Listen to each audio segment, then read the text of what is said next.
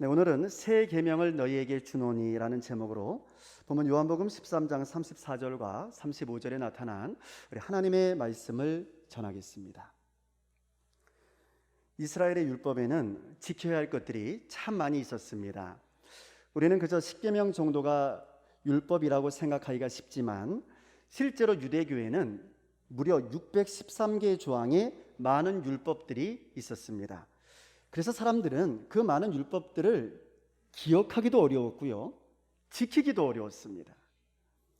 율법을 아주 잘 지킨다는 바리새인들조차도 그 많은 율법을 모두 지킨다는 것은 사실상 매우 어려운 일이었죠.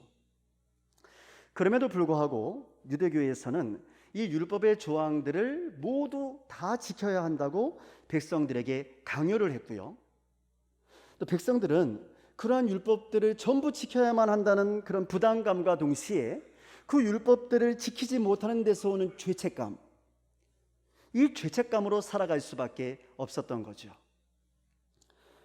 그런데 오늘 우리 예수님께서는 이러한 모든 율법을 대신할 수 있는 아주 단순한 한 가지 새로운 계명을 주셨습니다. 그 새 계명은 바로 서로 사랑하라는 것이었습니다.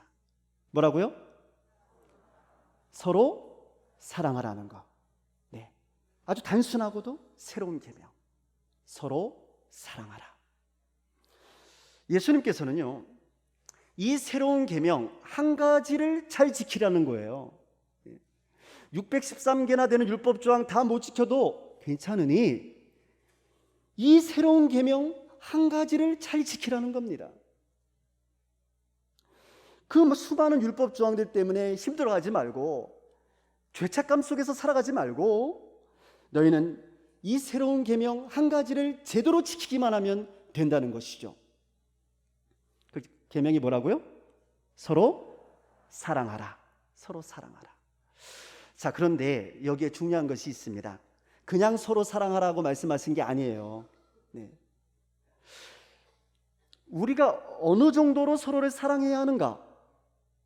예수님께서는 내가 너희를 사랑한 것 같이 너희도 서로 사랑해라. 할렐루야. 이것이 새 계명이라는 거예요. 내가 너희를 사랑한 것 같이 사랑하라.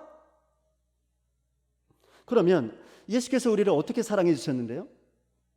예수께서는 우리를 구원하시기 위해서 당신의 목숨을 버리시기까지 우리를 사랑해 주셨습니다. 그러니까 목숨 걸고 한 사랑, 그게 예수님의 사랑이 있었거든요.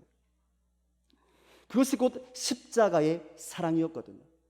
근데 실제로요, 우리 예수께서 보여주신 이 사랑은 서로 사랑하라고 예수께서 제자들에게 새 계명을 주신 그 다음 날 실제로 이루어졌어요. 예수께서 말씀하시고 당신이 직접 몸으로 보여주신 거예요. 나의 사랑은 이런 사랑이라고 말이죠. 그래서 예수님께서는 그 다음 날 온 세상 사람들의 죄를 대신 지시고 한 마리 어린 양이 되어서 십자가에서 희생제물이 되어 죽어주셨습니다. 예수께서는 손과 발에 못을 박히시고 옆구리에 창을 찔리시고 머리에는 가시면류관이 있었지만 최후의 순간에 다 이루었다. 다 이루었다. 이 말씀을 남기시고 숨을 거두셨습니다. 자, 그러면 여러분, 무엇에 다 이루셨다는 걸까요? 네, 우리를 향한 구세주의 사랑을 다 이루셨다는 겁니다. 우리를 위해 목숨을 버려주심으로 내가 너희를 얼마나 사랑하는지를 이렇게 보여줬다는 거예요. 다 보여줬다. 나의 사랑은 이런 사랑이야. 그리고 예수님께서는 당신의 제자들에게 너희도 내가 너희를 사랑한 것 같이 이렇게 서로 사랑하라. 할렐루야. 내가 너희를 위하여 목숨을 버린 것처럼 너희도 서로를 위하여 목숨을 버리는 마음으로 서로 사랑해 주라 라는 거예요. 그러면 족하다는 겁니다. 613개 율법조항 필요 없다는 거예요. 왜? 그 속에 다 담겨져 있거든요. 그 안에 다 담겨져 있거든요. 그래서 예수께서는 이것이야말로 내가 너희들에게 주는 한 가지 계명이라고 말씀하셨던 겁니다. 다른 수많은 계명 외우려고 하지 말고, 다른 수많은 계명을 지키려고 너무 애쓰지 말고, 그저 내가 너희를 사랑한 것 같이 너희가 서로 사랑하면 그것으로 족하다는 거예요. 사실은 그 율법 조항들을 너희가 다 지킨 것이나 마찬가지야 라는 거예요. 오늘 본문 말씀 13장 35절에 보시면 예수님께서는 이렇게 말씀하셨습니다. 35절 말씀 우리 같이 읽겠습니다. 너희가 서로 사랑하면 이로써 모든 사람이 너희가 내 제자인 줄 알리라. 아멘. 그러니까 우리가 이렇게 서로 사랑하는 모습을 통해서 모든 사람들이 우리가 예수님의 제자라는 사실을 알게 된다는 거예요. 아, 저 사람이 예수 믿는 사람이구나, 예수님의 사람이구나 라는 사실을 알게 된다는 거죠. 어떻게 하면요? 우리가 서로 사랑하면, 그 사랑하는 모습을 보고서 알게 된다는 거예요. 여러분, 사람들은요, 우리가 교회 다니는 모습을 보고 우리가 예수의 제자인 줄을 알게 되는 것이 아닙니다. 우리가 서로 사랑하는 모습을 보면서 저 사람들은 우리하고 뭔가 다른 사람이구나 라는 것을 알게 되는 거죠. 그렇다면 여러분, 만약에 우리가 서로 사랑하지 않는다면 어떻게 된다는 뜻입니까? 우리가 서로 사랑하지 않으면, 교회는 열심히 다니는데 서로 사랑하지 않아, 그럼 어떻게 된다는 거예요? 우리가 예수님의 제자라는 사실을 증명할 길이 없다는 거예요. 도대체 알 수가 없는 거예요.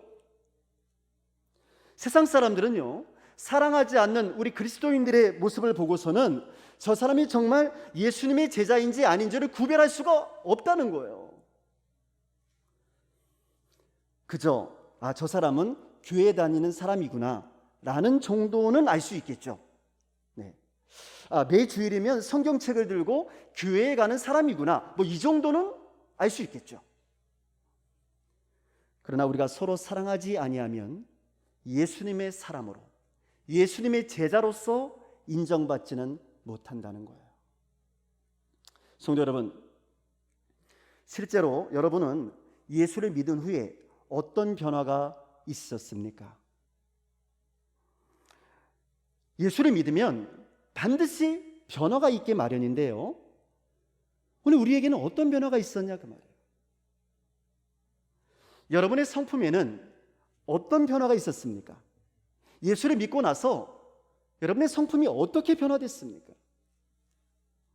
여러분, 우리가 예수를 제대로 믿으면 반드시 변화가 있게 마련인데, 성경이 증언하는 확실한 변화는 뭐냐 하면, 우리가 예수를 제대로 믿고 예수님이 사람이 되었으면 우리가 서로를 사랑하는 사람으로 바뀌어져 있을 것이랍니다. 사랑하는 사람으로 변화된다는 거예요. 그것도 그냥 사랑하는 척 하는 정도가 아니라, 사랑하는 것을 신앙생활에 있어서 가장 중요한 것으로 믿는 사람으로 그렇게 바뀌어져 있을 것이랍니다. 그래서 성경은 고린도전서 13장 13절에서 이렇게 말했던 겁니다.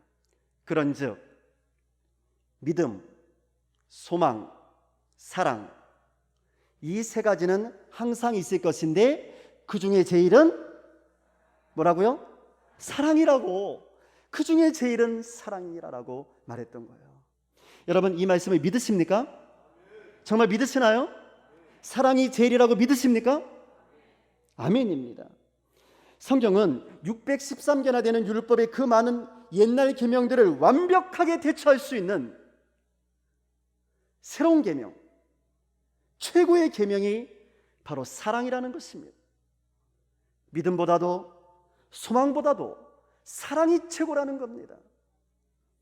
자, 그런데 문제가 있어요. 성경은 이렇게 믿음보다도 소망보다도 사랑이 더 중요하다고 말하고 있지만, 우리는 사실 사랑보다 믿음을 훨씬 더 중요한 것이라고 생각하고 있거든요. 왜냐하면요, 믿음은 우리가 구원받는 데 있어서 필수적인 것이지만 사랑은 선택일 것이라고 우리도 모르게 그렇게 생각하고 있기 때문에 그렇습니다. 그래서 믿음은 반드시 가져야 하지만, 믿음이 없으면 큰일 나지만, 사랑은 좀 없어도 괜찮다 라고 생각을 하기가 쉬운 거예요. 믿음이 없으면 구원받지 못하지만 사랑은 없어도 그럴 수도 있지 라고 생각을 한다는 거죠. 그저 사랑이란 그 사람의 좋은 성품 정도로만 여기는 겁니다. 저 사람은 사람이 좋은 사람이야, 그래서 사랑이 많은 거야 라는 정도로만 여기고 있다 그 말이에요. 사랑을 하면 좋고 안 하면 뭐 어쩔 수 없고, 이렇게 말이죠.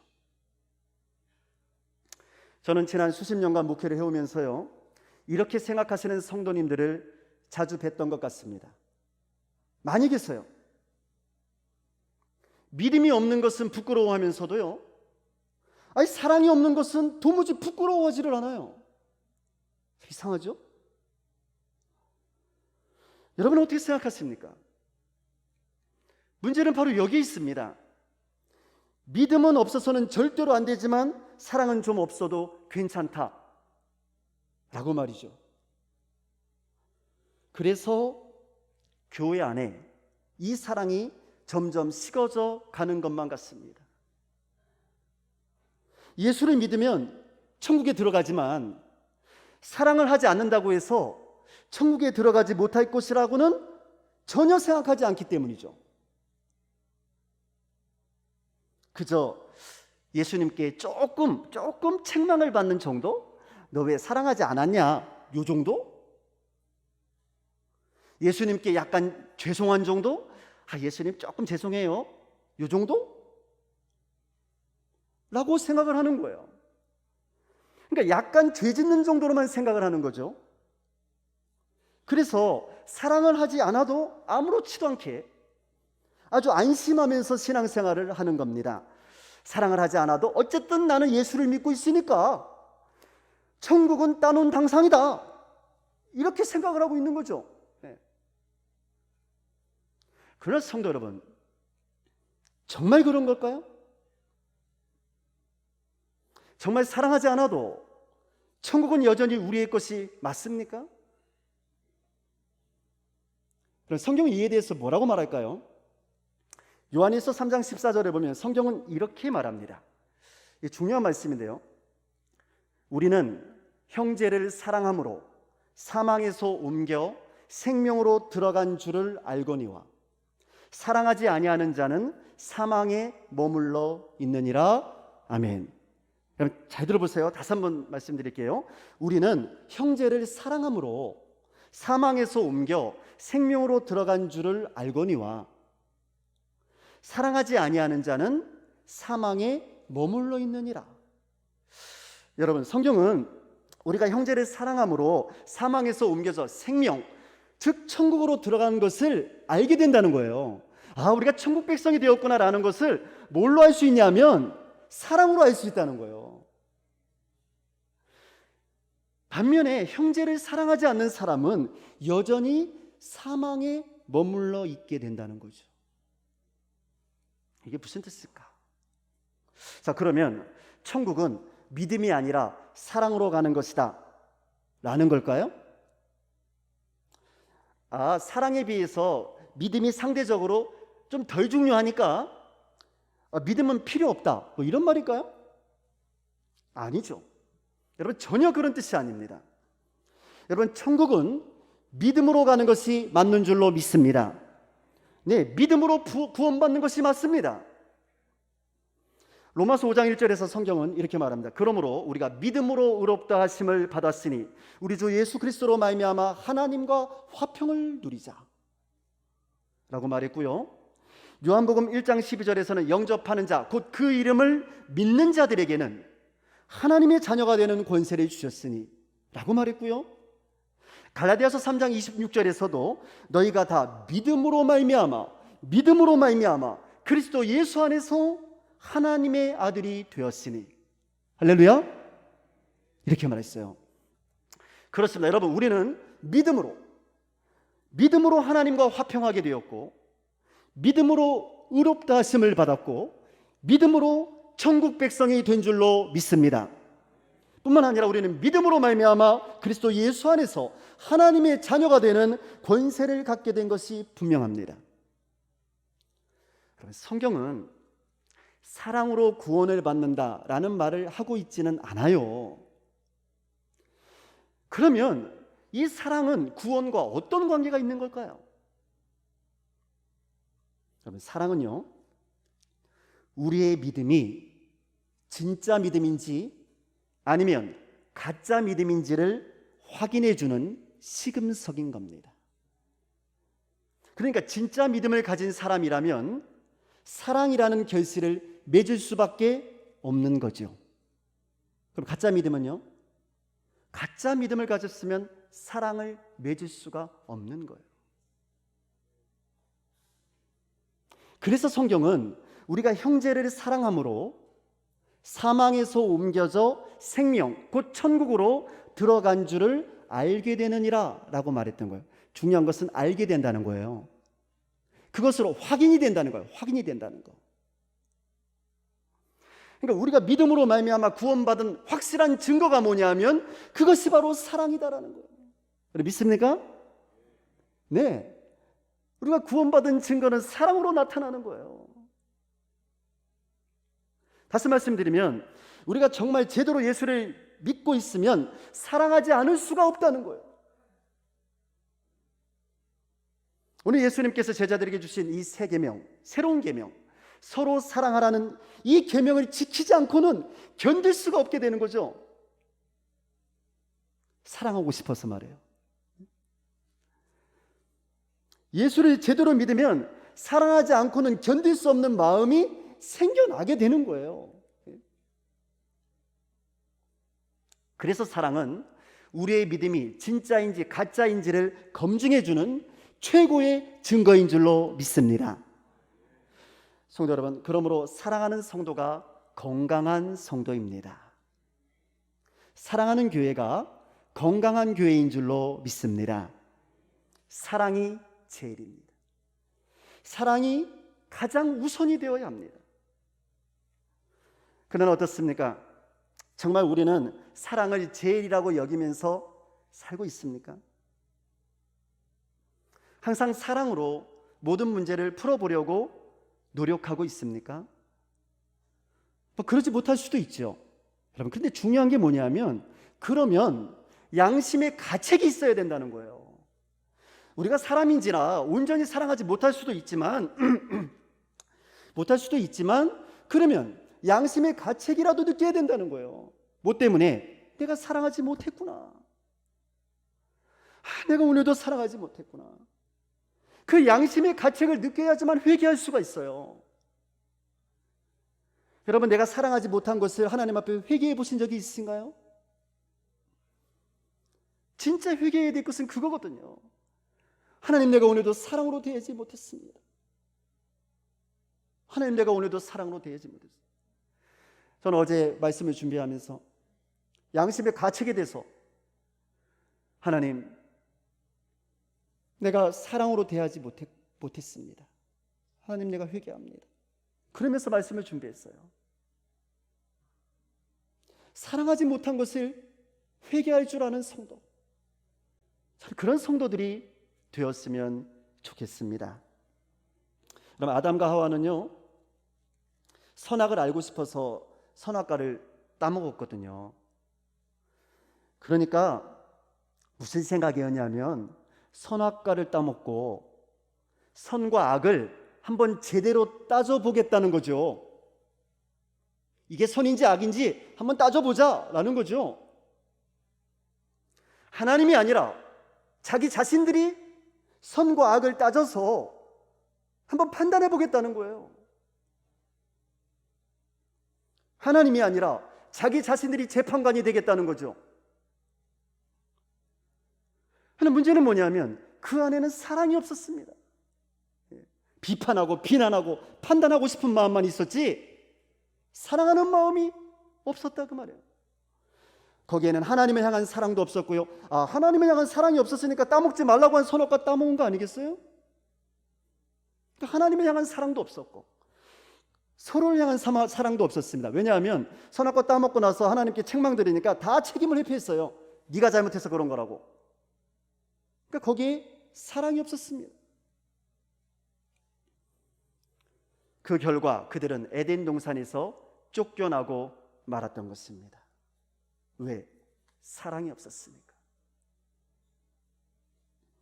근데 안타깝게도요, 이러한 아담과 하와의 모습이 오늘 우리 한국 교회 안에도 나타나고 있는 것만 같습니다. 우리는 누가 잘했고 누가 못했는지, 무엇이 옳고 그른지를 아주 잘 분별하고 판단하려고 합니다. 그러나 제 아무리 우리가 똑똑한 결정을 내렸다 할지라도 그 모든 것 위에 사랑이 없으면 아무런 소용이 없는 거예요. 오히려 그 판단이 공동체를 파괴하게 되고 서로에 대한 원망과 분열만이 생기게 될 뿐인 겁니다. 그럼 오해하지 마세요. 옳고 그른 것을 구별하는 것이 나쁘다는 말이 아닙니다. 구별할 수 있어야죠. 옳은 것과 잘못된 것을. 또 잘못된 것이 있으면 바로잡을 필요도 있습니다. 중요한 건 뭐냐면 그러나 이 모든 일을 무엇으로? 사랑으로 해야 된다는 거예요. 사랑이 없는 가운데 잘잘못을 따지는 것은 죄가 되는 겁니다. 여러분, 그것은 죄예요. 사랑으로 하지 않는다면 차라리 아무것도 하지 않는 것이 훨씬 더 낫습니다. 사랑으로 하지 않는다면 안 하는 게 낫다 그 말이에요.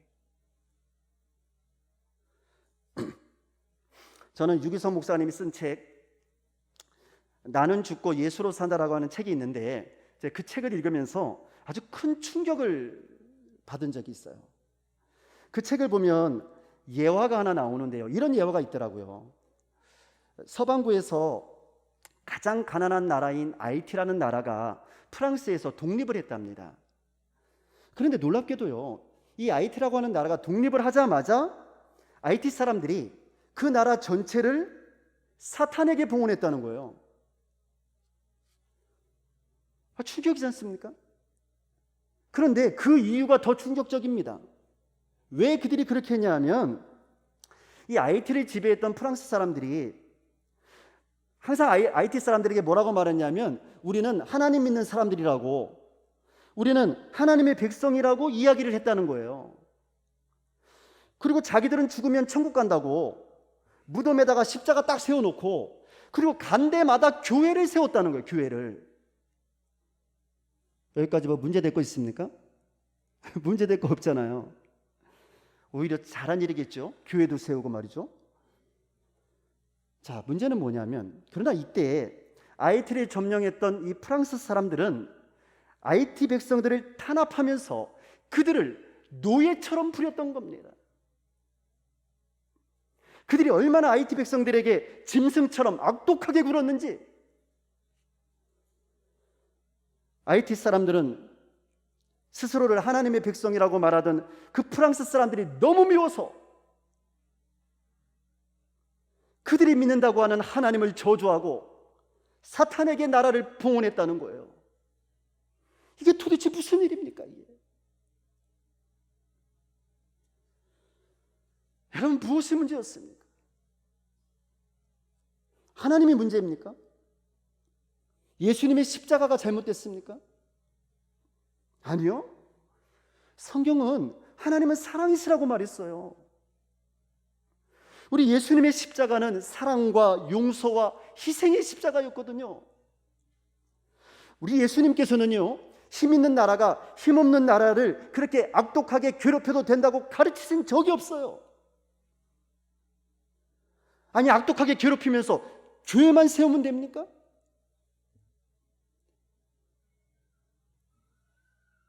우리 예수님께서는요, 힘 있는 사람이 힘없는 사람을 괴롭히고 탄압하라고 가르치신 적이 없어요. 우리 예수님은 그냥 서로 사랑하라고 가르치셨고요. 오히려 힘없고 약한 사람들을 선한 사마리아 사람처럼 섬겨주고 도와주라고 말씀하셨거든요. 너희도 가서 이와 같이 하라고 말이죠. 선한 사마리아 사람처럼 행하라고 말이죠. 그렇게 가르치셨거든요. 그러면 문제는 누구에게 있었던 겁니까? 네, 문제는 예수께서 주신 이 새로운 계명, 서로 사랑하라는 이 계명을 지키지 아니하고 IT 백성들을 사랑하기는커녕 그들을 괴롭히고 탄압했던 프랑스 사람들에게 있었던 겁니다. 성도 여러분, 우리 예수님께서는 우리 예수 믿는 사람들이 지켜야 할 최고의 계명, 새로운 계명을 우리들에게 주셨습니다. 그것은 내가 너희를 사랑한 것처럼, 다시 말씀드리면 내가 너희를 위하여 목숨을 버린 것처럼 너희도 서로 사랑하라. 할렐루야. 너희도 서로 사랑하라.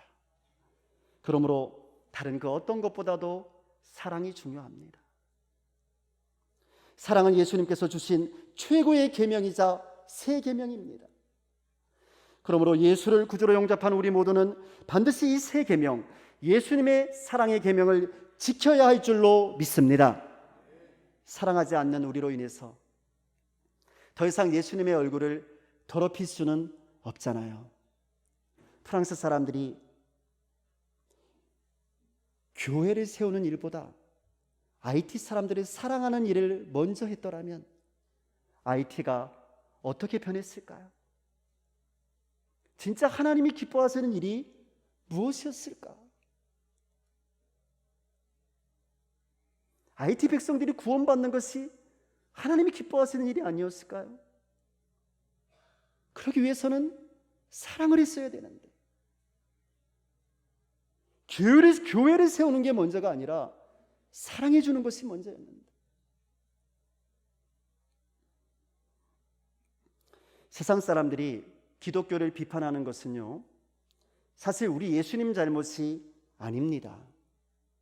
그것은 예수님의 이 새 계명, 내가 너희를 사랑한 것 같이 너희도 서로 사랑하라는 예수님의 이 새 계명을 지키지 아니하고 예수를 믿으면서도 서로 사랑하지 아니하고 자신의 욕심만을 채우게 급급하면서 서로 미워하고 서로 다투며 비판하며 비난하며 살아왔던 여러분과 저 우리들의 잘못입니다. 사랑하는 성도 여러분, 우리를 사랑하시되 십자가에서 죽기까지 우리를 사랑해 주신 우리 예수님을 사랑하십니까? 아멘이신가요? 다시 한번 묻겠습니다. 여러분, 예수님을 사랑하십니까? 성경은 요한복음 14장 15절과 21절에서 이렇게 말씀하셨어요. 너희가 나를 사랑하면 나의 계명을 지키리라. 나의 계명을 지키는 자라야 나를 사랑하는 자니, 나를 사랑하는 자는 내 아버지께 사랑을 받을 것이요 나도 그를 사랑하여서 그에게 나를 나타내리라. 여러분, 예수께서 우리에게 주신 계명, 새로운 계명은 이것입니다. 내가 너희를 사랑한 것 같이 너희도 그렇게 서로 사랑하라. 기도하겠습니다.